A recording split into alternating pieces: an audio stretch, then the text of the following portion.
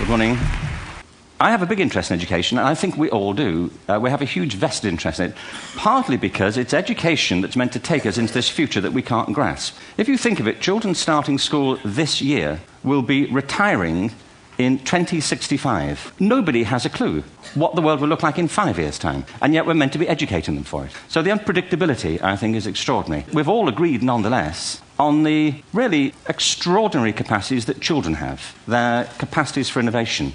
And my contention is all kids have tremendous talents, and we squander them pretty ruthlessly. So I want to talk about education, and I want to talk about creativity. My contention is that creativity now is as important in education as literacy, and we should treat it with the same status. When my son was 4 in England, he was in the nativity play. Do you know the bit where the 3 kings come in? They come in bearing gifts, and they bring gold, frankincense, and myrrh. And the first boy said, "I bring you gold." And the second boy said, "I bring you myrrh." And the third boy said, "Frank sent this." What these things have in common, you see, is that kids will take a chance. If they don't know, they'll have a go. They're not frightened of being wrong.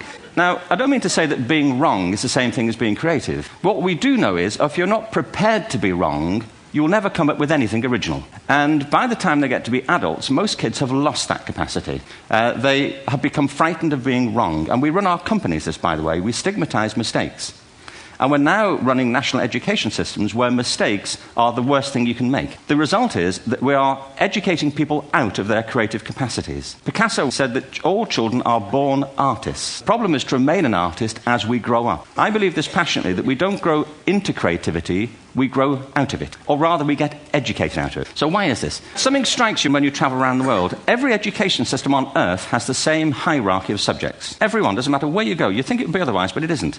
At the top are mathematics and languages, then the humanities, and at the bottom are the arts. And in pretty much every system, too, there's a hierarchy within the arts. Art and music are normally given a higher status in schools than drama and dance. There isn't an education system on the planet that teaches dance every day to children the way we teach them mathematics. Why? Why not? I think this is rather important. I think maths is very important, but so is dance. Children dance all the time if they're allowed to. We all do. We all have bodies. Truthfully, what happens is, as children grow up, we start to educate them progressively from the waist up, and then we focus on their heads and slightly to one side. If you were to visit education as an alien and say, what's it for? I think you'd have to conclude, if you look at the output, who really succeeds by this? Who does everything they should? Who gets all the brownie points? Who are the winners? I think you'd have to conclude the whole purpose of public education throughout the world is to produce university professors, isn't it? They're the people who come out the top. And I used to be one. And I like university professors, but, we shouldn't hold them up as the high watermark of all human achievement. They're just a form of life. But they're rather curious, and I say this out of affection for them. They live in their heads. They live up there and slightly to one side. They look upon their body as a form of transport for their heads. It's a way of getting their head to meetings. Our education system is predicated on the idea of academic ability. And there's a reason. There were no public systems of education really before the 19th century. They all came into being to meet the needs of industrialism. So the hierarchy is rooted on 2 ideas. Number one, the most useful subjects for work are at the top. So you were probably steered benignly away from things at school when you were a kid, things you liked, on the grounds you would never get a job doing that. Don't do music, you're not going to be a musician. Don't do art, you won't be an artist. Benign advice. Now, profoundly mistaken. The whole world is engulfed in a revolution. And the second is academic ability, which has really come to dominate our view of intelligence because the universities designed the system in their image. If you think of it, the whole system of public education around the world is a protracted process of university entrance. And the consequence is that many highly talented, brilliant, creative people think they're not, because the thing they were good at school wasn't valued or was actually stigmatized. And I think we can't afford to go on that way. In the next 30 years, according to UNESCO, more people worldwide will be graduating through education than since the beginning of history. And it's the combination of technology and its transformational effect on work and demography and the huge explosion in population. Suddenly, degrees aren't worth anything. When I was a student, if you had a degree, you had a job. If you didn't have a job, it's because you didn't want one. But now, kids with degrees are often heading home to carry on playing video games, because you need an MA, where the previous job required a BA, and now you need a PhD for the other. It's a process of academic inflation, and it indicates the whole structure of education is shifting beneath our feet. We need to radically rethink our view of intelligence. We know 3 things about intelligence. 1, it's diverse. We think about the world in all the ways that we experience it. We think visually, we think in sound, we think kinesthetically, we think in abstract terms, we think in movement. Secondly, intelligence is dynamic. If you look at the interactions of a human brain, intelligence is wonderfully interactive. The brain isn't divided into compartments. In fact, Creativity, which I define as the process of having original ideas that have value, more often than not, comes about through the interaction of different disciplinary ways of seeing things.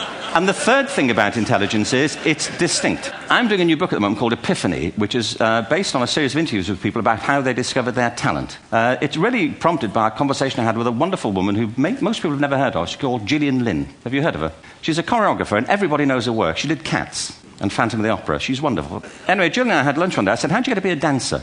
And she said it was interesting. When she was at school, she was really hopeless. The school in the 30s wrote to her parents and said, we think Gillian has a learning disorder. She couldn't concentrate. She was fidgeting. I think now they'd say she had ADHD.